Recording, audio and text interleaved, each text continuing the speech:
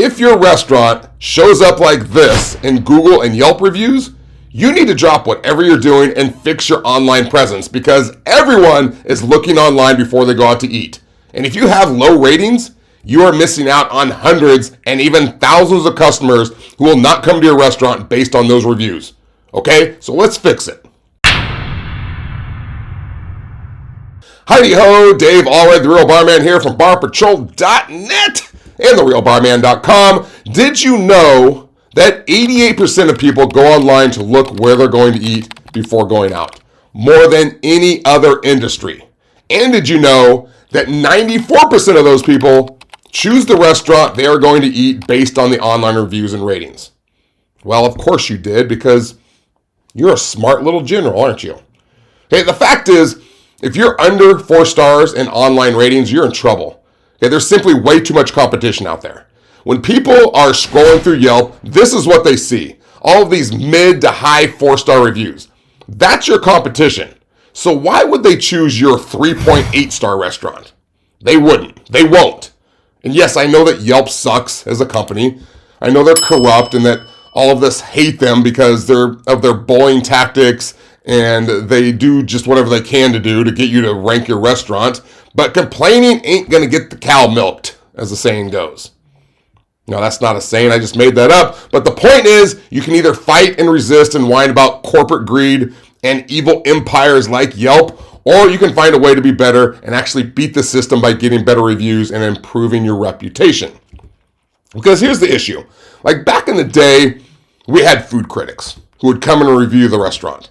That's how people got their information about a restaurant, right?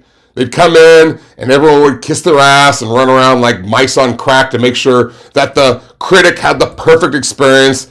And then the critic would be like, the contrived richness of the bacon-wrapped scallop attempts to compensate for the dish's utter lack of sophistication and finesse or whatever, right? And they held this power over the restaurant. Okay, now, not so much. I mean, there are still food critics, but the critics are now us, right? And anyone with a beef about anything at all can jump on Yelp or Google or TripAdvisor and blast the business for any reason at all. And it happens all the time, right? Because one, people love the power that comes with having a voice online. And two, a lot of people in general are unhappy and bitter at life, and they're looking for something to be pissed about, and they're looking for someone to get revenge on because they want everyone else to be as miserable as they are, which is extremely dangerous for you. Okay, this is why your goal should be to pretend that every person who comes into your restaurant is a critic and you're trying to impress them, which is hard, I think, for servers because it's an ego thing.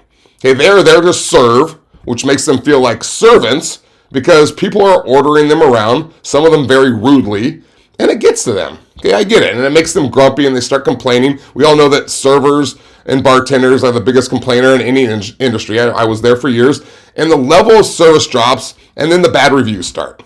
Okay, so let's jump into this. And really quick, if you have not claimed your Google My Business listing yet, you're a bad restaurant owner who should have your paper cuts administered to your eyelids.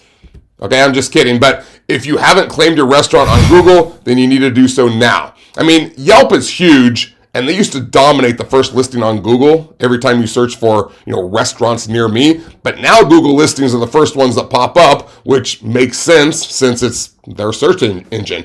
All right, so you can see here, if I type in restaurants near me, these are all of the Google listings, and TripAdvisor is actually number 2 here, and Yelp is number 3. And for reasons I'm unaware of, ratings on Yelp are almost always lower than they are on Google. For instance, Eureka here on Yelp gets 3.8 stars, and Google it gets 4.3. Yard House on Yelp gets 3.7, and on Google it also gets 4.3. Lazy Dog, 3.7 stars on Yelp, and once again, 4.3 stars on Google. You get the point. I'm not sure why people are angrier and more resentful on Yelp than they are on Google, but if you see that you have 4.3 stars on Google, don't get all full of yourself, because on Yelp, you could have 3.5 stars. So make sure to research yourself and see how you're showing up on all of these rating sites. In the meantime, how do we make it better? How do we turn that 3.8 into 4.5 stars or better? All right, well, step one is obvious because I already mentioned it, and it's the most important thing I'm going to say in this entire video, which is learn to be better. It's that simple, because if your customer service sucks and your food is mediocre, those reviews aren't going to magically go up. By simply being better, you'll get better reviews. Okay, that means you need to be better at managing and training and creating a culture for your employees where they want to work. Okay, if they don't like working there and they are disgruntled, that's going to lead to bad reviews. Okay, there's nothing magical about good service. It's in the training and in the culture. All right, that's where it stems from. Step two is use the reviews like feedback. And if you aren't doing this already, I'm going to come through the screen and choke you out because these are like feedback cards left right in your lap that you can use to improve your customer service and your food. Okay, you can justify complaints and bad reviews all you want, but if you don't use the feedback to fix the problem, then don't bitch and moan when you keep getting the same bad reviews about the same things over and over again. These reviews are a gift. Right? Use them to improve what's going wrong and also use the good reviews to confirm what you're doing right. Okay, your guests are telling you what is right and wrong with your business. It is a combination to the safe that holds all the secrets to your restaurant's success right there for you. Use it. Okay, step three, ask your guests to leave a review. And studies show that 70% of people will leave a review if asked.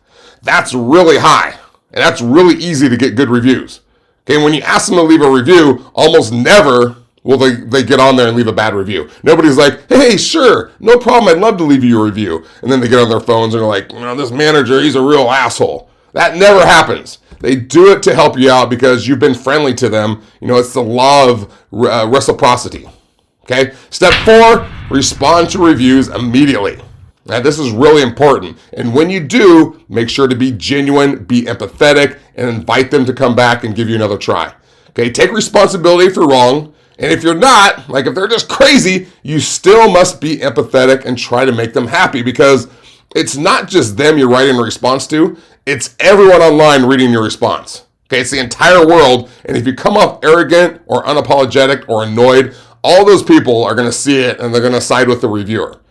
But if you're empathetic, people will also be reading that and they will appreciate that there's two sides to every story, and they might determine that the person leaving the review might just be a bitter Betty who likes to complain, because there's a lot of people out there like that.